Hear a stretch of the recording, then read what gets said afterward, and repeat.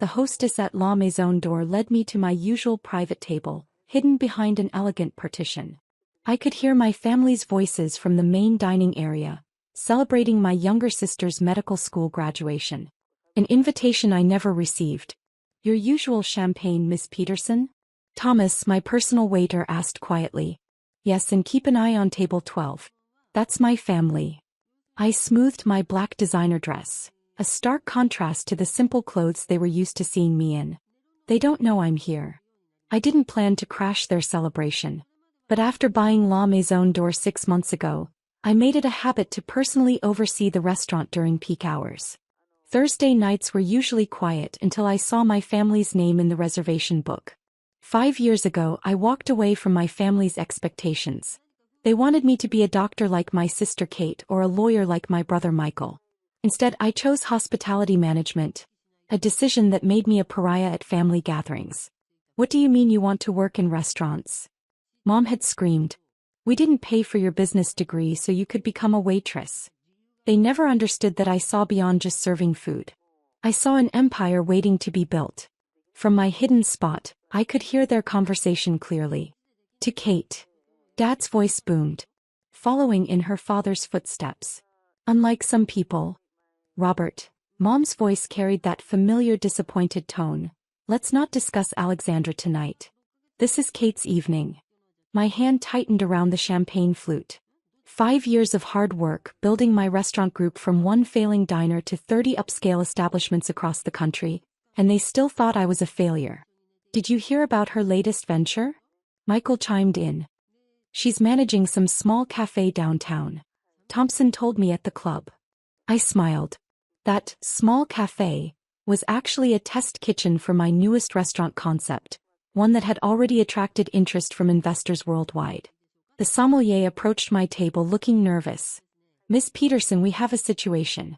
Your father's party is complaining about the wine selection. What's wrong with it? Mr. Peterson is insisting on a 1982 Bordeaux we don't have in stock. He's becoming quite vocal. I could hear Dad's rising voice. This is ridiculous. I've been coming here for 20 years. The old owner always kept it for me. Let me handle it, I said, standing up. It was time anyway. The restaurant's executive team would be arriving soon for our monthly meeting. As I approached their table, Mom saw me first. Her face went through several expressions. Surprise, embarrassment, and finally, contempt. Alexandra, she said coldly, this is a private family celebration. You don't belong here. Actually, I started, but was interrupted by the arrival of George Hamilton, Dad's company director, and several other executives I recognized from Peterson Medical Group. Miss Peterson, George exclaimed warmly. I didn't know you'd be here tonight. I hope everything is to your satisfaction. Your staff has been exceptional as always. Dad's wine glass stopped halfway to his mouth. Your staff. Oh, George looked confused, glancing between me and my family. I thought they knew. After all, La Maison d'Or is the crown jewel of your restaurant group, isn't it? The silence that fell over the table was deafening. Kate's graduation cake sat forgotten as every head turned toward me. Alexandra. Dad's voice was dangerously quiet. What is he talking about? Before I could answer, Thomas appeared with an aged bottle. Miss Peterson, we found a 1982 Bordeaux in your private collection. Would you like us to serve it? Mom's face had gone pale. Michael was frantically Googling on his phone. And Dad looked like he'd seen a ghost. Yes, I said calmly, taking my place at the head of the table. I think we all need a drink for this conversation. The 1982 Bordeaux sat unopened on the table, a testament to the thick tension filling the air. George Hamilton and his executives had tactfully moved to another table, leaving my family to process their shocking discovery. I don't understand, Dad finally broke the silence. You own La Maison d'Or? That's impossible. This restaurant is worth 12 million, I finished for him. Plus another 3 million in wine inventory alone. And yes, I bought it 6 months ago. Michael's phone clattered onto his plate. Holy shit, Alex. Peterson Restaurant Group. That's you? The company that's been buying up all the premium restaurants in the city. Not just the city, I corrected him. We have locations in New York, Los Angeles, Chicago, And we're expanding to London next month. Mom's perfectly manicured hands trembled as she reached for her water glass. But you work at that little cafe. The Innovation Kitchen? I smiled. That's our test facility where we develop new restaurant concepts. We've got a 3-year waiting list of investors wanting to partner with us. 3 years ago, Kate spoke up, when you missed my white coat ceremony. I was in Paris, acquiring our first international location. I gestured around the elegant dining room. Where do you think these chandeliers came from? Dad's face had turned an interesting shade of red. Why didn't you tell us? Tell you. I laughed, but there was no humor in it. Like when I tried to tell you about my business plan 5 years ago. You called it a waitress's fantasy, and threw it in the trash. The memory was still fresh. My carefully prepared presentation, market analysis, and financial projections, all dismissed without a single glance. But that's different, Mom protested. You were just starting out. This is. She gestured helplessly at the opulent surroundings. This is exactly what I planned from the beginning. I finally opened the Bordeaux, letting it breathe. I saw an opportunity in the high-end restaurant market. While everyone was focusing on casual dining, I knew there was untapped potential in luxury establishments. The Peterson Medical Group account, Dad suddenly said, realization dawning. Our corporate events. They've all been at your restaurants, haven't they? Yes. George has been a wonderful client. He at least saw the value in what I was building. Those charity galas I chair, Mom whispered, the hospital fundraisers. All catered by my restaurants, I confirmed. Though you never bothered to check who owned them. The sommelier appeared with several contracts in hand. Ms. Peterson, the executive team is ready for the monthly review. Shall I show them to your private dining room? In a moment. I turned back to my family. Would you like to know what else you've missed while you were busy being ashamed of me? I pulled out my phone and pulled up a familiar photo, me shaking hands with the mayor at the City Business Awards. That's from last month's paper, Michael stammered. Entrepreneur of the Year. The youngest ever to win it, I added. Though I notice none of you congratulated me. Then again, you probably didn't read past Restaurant Group in the headline. Kate, always the peacemaker, tried to salvage the situation. Alex, we didn't know. No, you didn't want to know, I corrected her. It was easier to think of me as the family failure than to accept that success doesn't always wear a white coat or carry a law degree. The executive team was visible through the restaurant's glass walls, waiting patiently in my private dining room. Among them sat 3 Michelin-starred chefs, 2 international investors, and a celebrity restaurateur who'd begged to partner with us. Yet here I sat, still feeling like that disappointed daughter from 5 years ago. Your empire, Dad said slowly, testing the words. How big is it exactly? I pulled out my tablet and slid it across the table. See for yourself. Full financial reports, acquisition history, current holdings, and future projections. Their heads clustered together, eyes widening as they scrolled through the numbers. Michael the lawyer whistled softly. Alex, you're worth more than Peterson Medical Group. 3 times more actually, I corrected. And before you ask, Dad, yes, I know your company is struggling. Your CFO approached us last month about buying your corporate headquarters building. Dad's head snapped up. You own that too? I own the entire block. Your lease renewal is coming up next quarter. I took a sip of the Bordeaux. I was planning to tell you over a formal meeting, but since we're here. Alexandra, Mom interrupted, her social anxiety clearly kicking in. All those charity board members I've been trying to impress. They've been dining in your restaurants. Yes, and they all know who I am. That's why Mrs. Hamilton always looks amused when you talk about your struggling daughter in hospitality. Kate set down her medical school graduation cap. The graduation dinner I've been planning at Le Cirque next week. Pie Restaurant, I nodded. Though you booked it through an events coordinator. I took the liberty of upgrading your menu and adding a few special touches. Consider it my graduation gift. But why keep this secret? Dad demanded. Why let us think? Think what? I stood up, my composure finally cracking. That I was a failure? That I'd made the wrong choice? Do you know what it's like to build something extraordinary while your own family refuses to see it? I walked to the window, looking out at the city skyline. my skyline now dotted with properties I owned. Every time I tried to share my success, you changed the subject. When my first restaurant won Best New Restaurant, Mom, you talked about Kate's medical school acceptance. When we expanded to New York, Dad, you spent dinner bragging about Michael's first corporate case. I turned back to face them. So I stopped trying.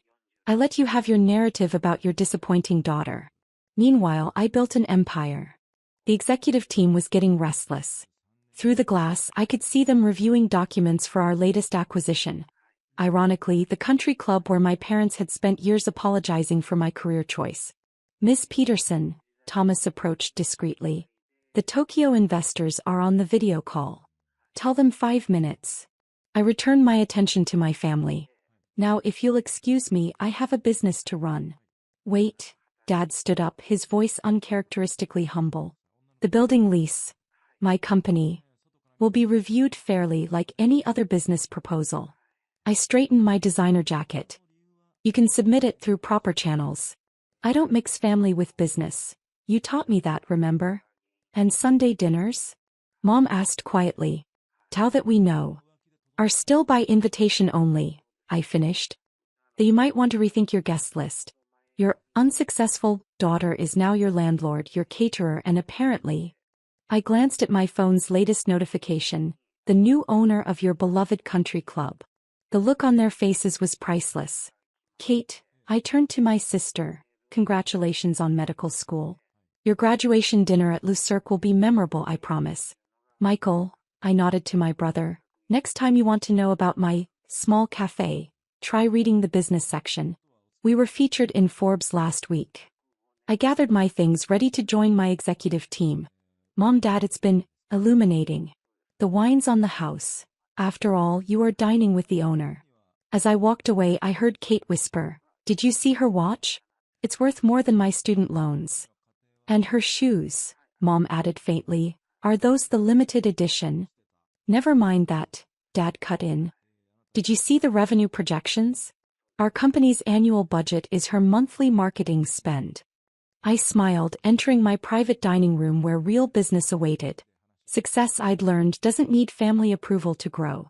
Sometimes it just needs to be served cold, like revenge, or like a perfectly chilled 1982 Bordeaux. Sorry for the delay, I addressed my executive team. Family matters.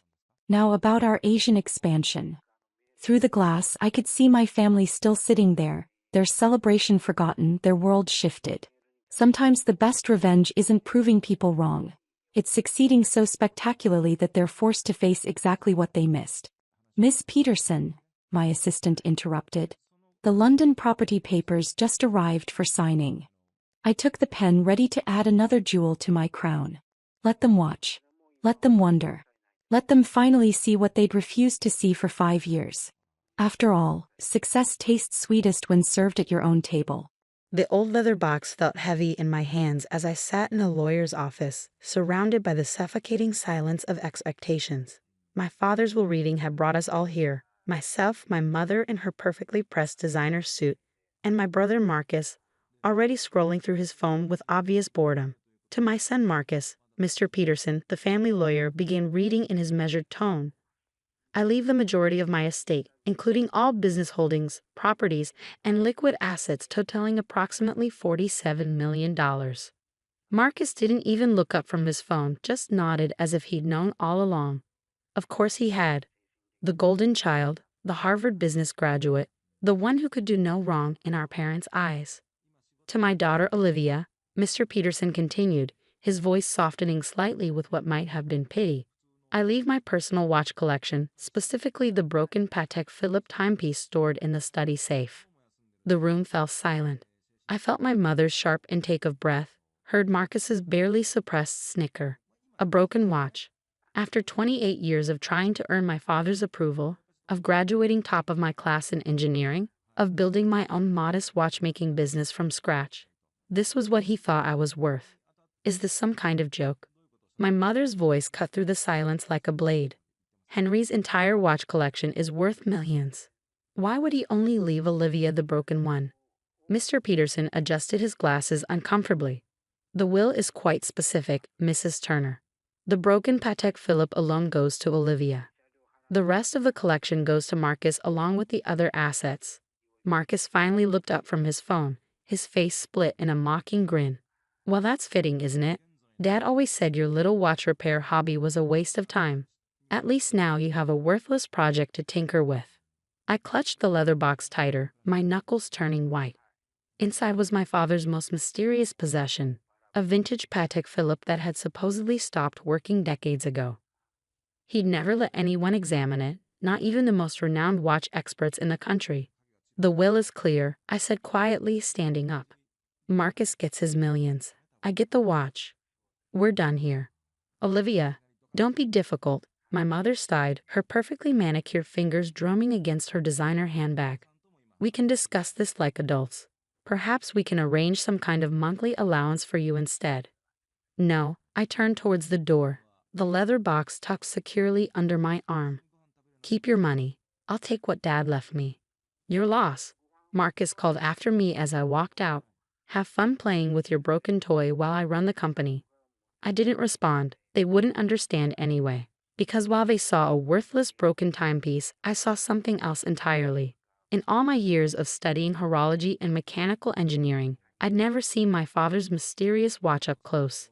He kept it locked away, only taking it out late at night when he thought everyone was asleep. But I'd watched him once, hidden in the shadows of his study.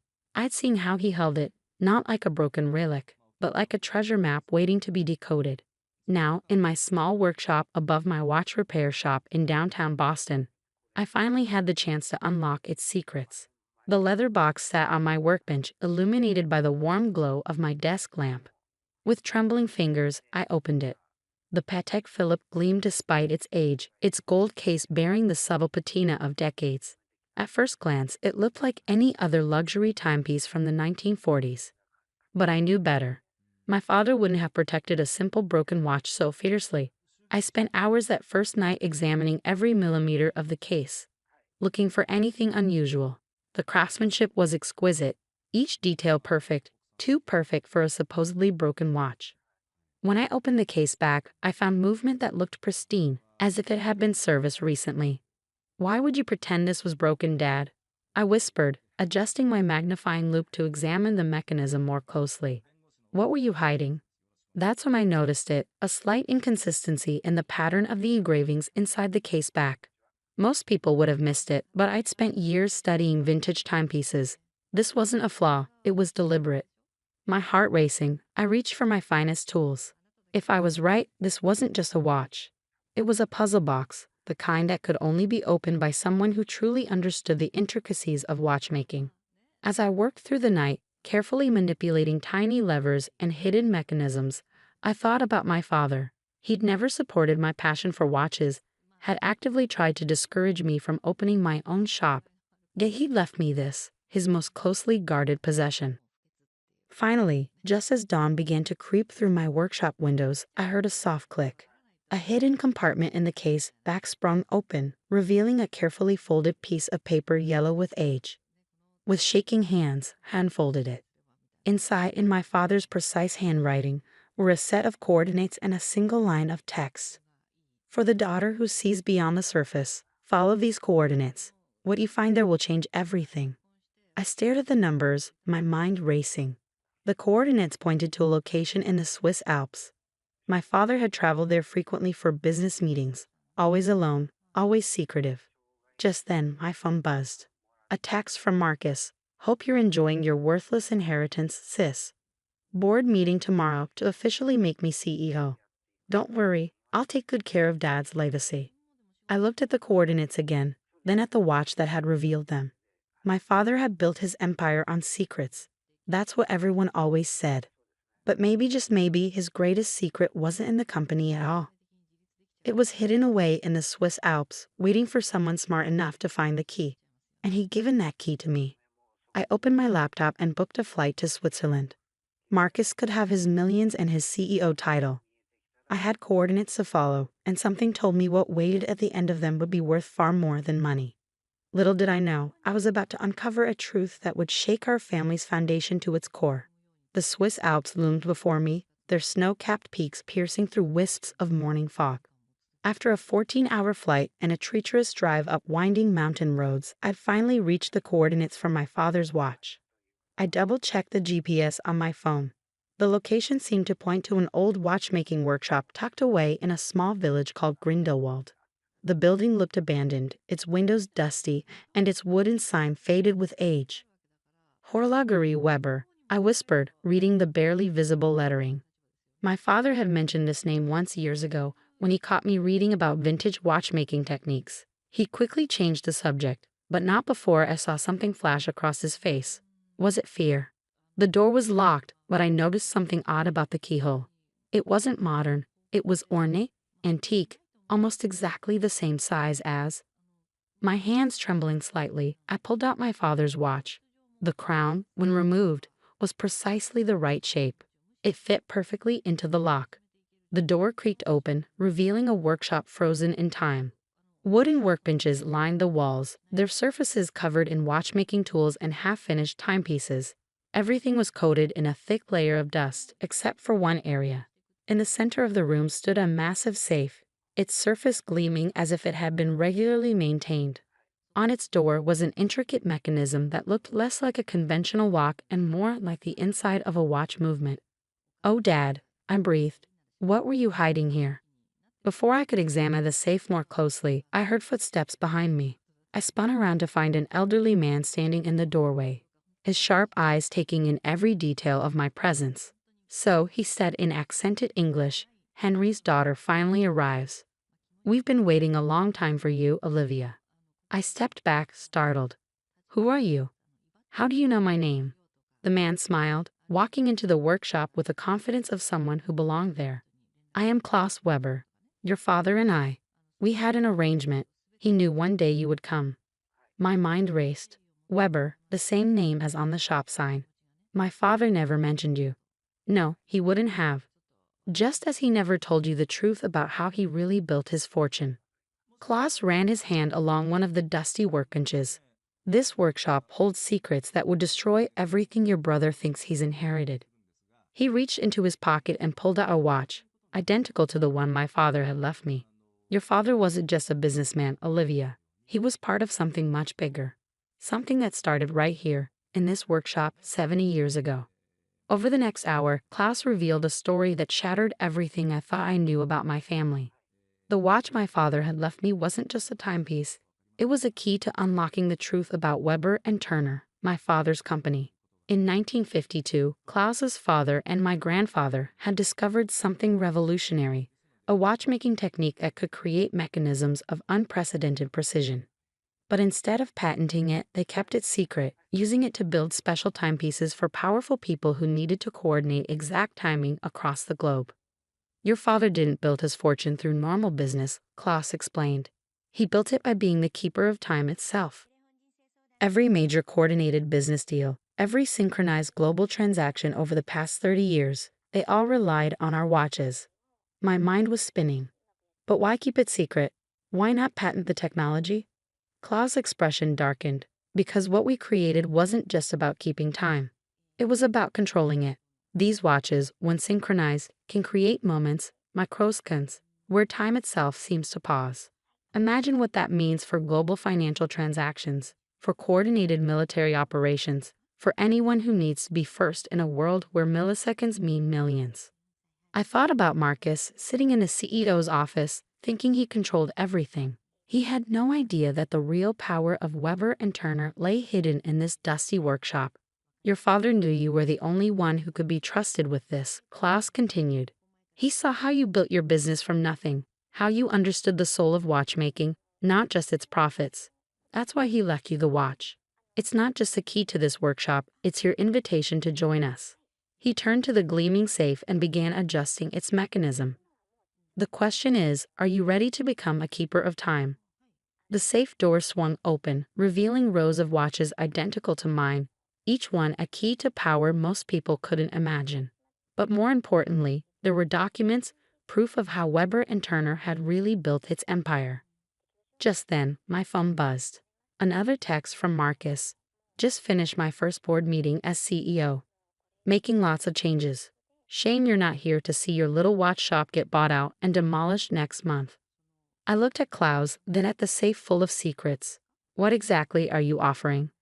Partnership, he said simply. Your father's shares in the real Weber and Turner. The one your brother knows nothing about.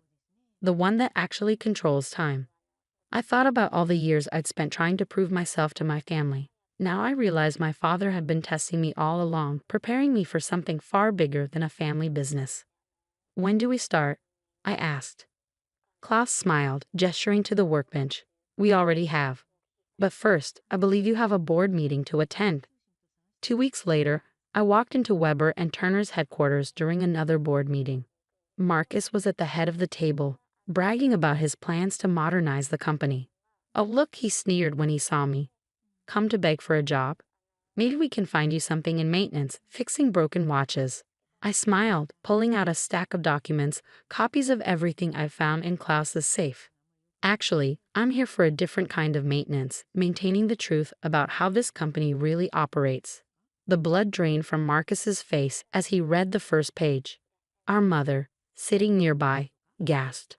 You can keep your CEO title, Marcus, I said calmly, but from now on, you'll answer to the real board of directors, the one that deals in time itself.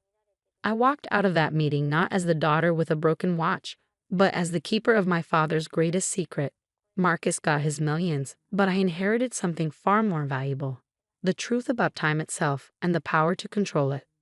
Sometimes the greatest treasures aren't measured in money, but in microseconds, and sometimes a broken watch is exactly what you need to fix everything. As I returned to Klaus's workshop that evening, I took out my father's watch, my watch now, and smiled. In the end, he'd given me exactly what I deserved. Not a fortune, but a future. And time, as they say, was finally on my side.